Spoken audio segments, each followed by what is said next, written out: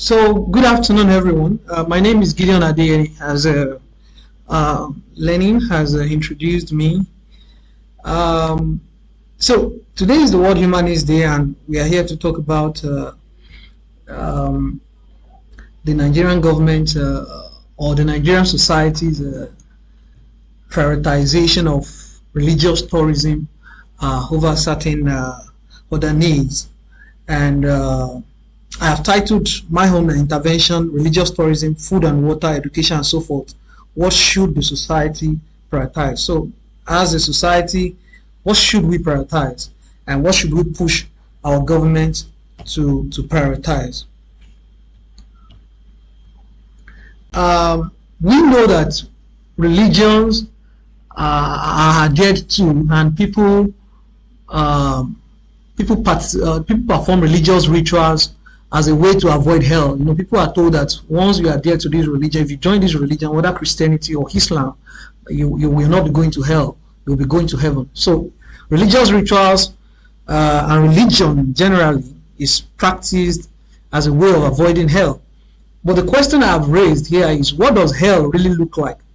And if we can define that the conditions that many of us who practice religion and who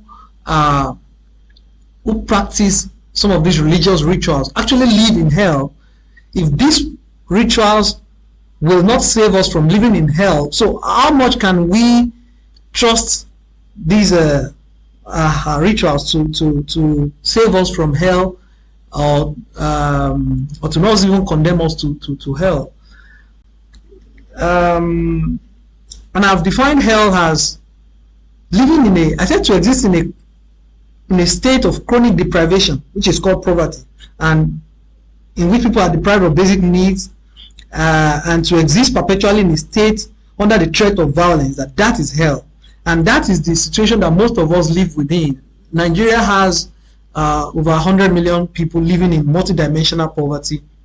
Those who are not poor live under the constant threat of violence. One knows that if you are not in by, let's say, 9 or 10 p.m., one could be a victim of whether robbery and the like. And even within our houses, we still get robbed, we still get attacked. So we live under the constant threat of violence, so that the condition that many of us who live in the slums and ghettos of our country can be called hell. Now, I also want to mention that Hajj is a form of religious tourism. It's religious tourism. It's tourism, basically. And religious tourism usually involves visiting places of historical and religious importance and performing certain rites. And this is across many religions. It is not particular to Islam alone. You realize that many religions have this form of tourism.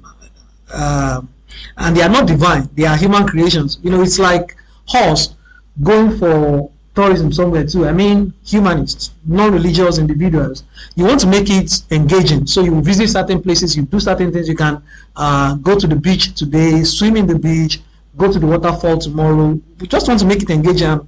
People understand this, and that is why they have put all of these practices or rituals together to make it engaging for people.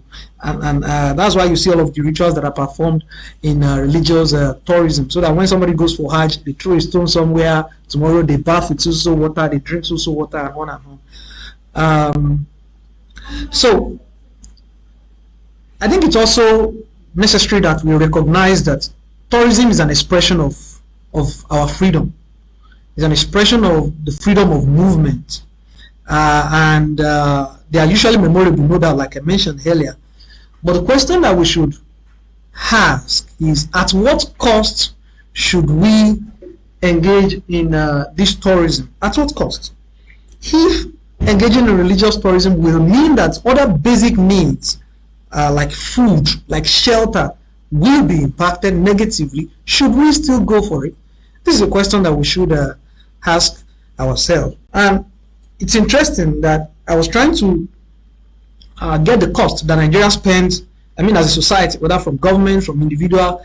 I was browsing how much do we actually spend, and this is one of the headlines that I found.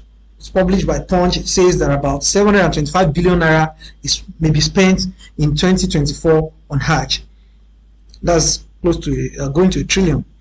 Now, one of the fundamental problems in Africa is what we call capital flight, which is how money resources leave the continent much more than what comes back into the continent. So in terms of our trade, in terms of remittances, all that comes into the continent is far less than what goes out. And that is a fundamental cause of the impoverishment of the continent, of the poverty that many of our people live within, of the hell that I said many people live within. So capital flight from Africa since 1970 amounts to $2 trillion. These outflows exceed annual inflows of development assistance and foreign direct investment received by African countries, including interest income that would have been earned on these outflows. Cumulative private wealth and offshore stood at 2.4 trillion by 2018.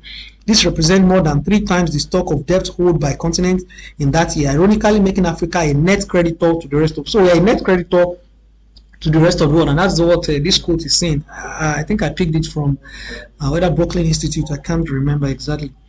So trillions of dollars is scattered away from the continent, of course, due to corruption and a weak tax administration system, leaving the bulk of our people poor and our country largely impoverished. But aside the money being carted away through these foreign companies, the mining companies and the likes, a lot of resources now going out through, or capital flight is now being caused also mainly by religious tourism too.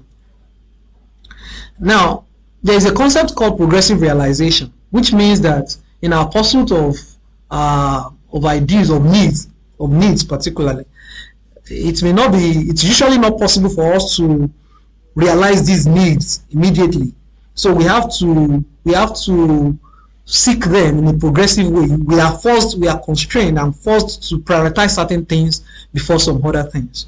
Now, at individual level, at societal level, we face this constraint and we have to pursue the realization of our needs progressively. That's what progressive realization is about. And Maslow shares this idea to Abraham Maslow, and in 1943 he formulated his theory that he called the hierarchy of needs, which tried to put all of human needs in a sort of hierarchy, from the psychological to the safety needs, before the final one, the self-actualization needs.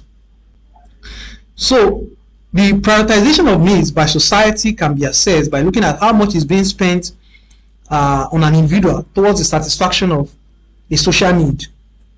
So if you want to assess how much Nigeria, or how much we prioritize education, for instance, we can assess how much is being spent to give education to each individual in the country. So we can look at our budget on education, and I think we'll get there. We'll look at the education budget, then divide it by the total population, and then we can estimate that this is how much is being spent on education. So I said, a glance through our national budget reflects how we have prioritized the inconsequential and relegated what should be prioritized. And I cited the example of the National Assembly, which is composed of about composed of a few individuals, and then we are spending 334 billion naira on them, while the healthcare of 200 million people will get 1.4 trillion naira. By the time you divide that, you see that a few individuals who occupy the seats of government and of course a few staff of the National Assembly will get much more than people with the average citizen will get for healthcare. And that shows our priority. So each of the religious tourists for this year 2024 is to spend about $5.69,000. And when you compare that to how much we are spending on a university student through what they call this NEL fund, this is a student loan scheme, you will see that while this is going to be about, let's say, 7 million naira with the current exchange rate, a student through the NEL fund, by the time you estimate how much is going to be made from the federal inland revenue and other sources, because they said it's 1% of the revenue generated by federal inland and then NIS and co, you realize that we may spend less than $1 million on each university student a year, whereas we are spending perhaps 7 million or more on somebody going for religious tourism. That tells you what we have made our priority as a country, and this is how I got that calculation, and this is something we can all do together. So what's my what do I recommend? I said it is obvious from the little analysis that we have done that we have not gotten our priority right, especially the government. And if we will get out of the hellish state, because it's hell that many of us live within, if we get out of this state, we must get this priority right as a country. And we have to start with the government. Personally, I do not have much hope in the present crop of individuals who occupy the seats of government. So I will not say let's begin to put pressure on them to fund education instead of religious tourism. I will say that we have to get into the seats of government individuals who will show commitment to help us get these priorities right, who will put more money into education, into healthcare, into housing, into what really matters, into basic needs, other than things that are secondary. And at a household and individual level, I will challenge us that we have to come to understand and help others understand that we need to put pressure on those in government to prioritize the basic needs over the less important, what I'll call secondary needs. Thank you very much for your time, comrades. Secular Advocacy TV News. Stay with us. This is World Humanists Day season.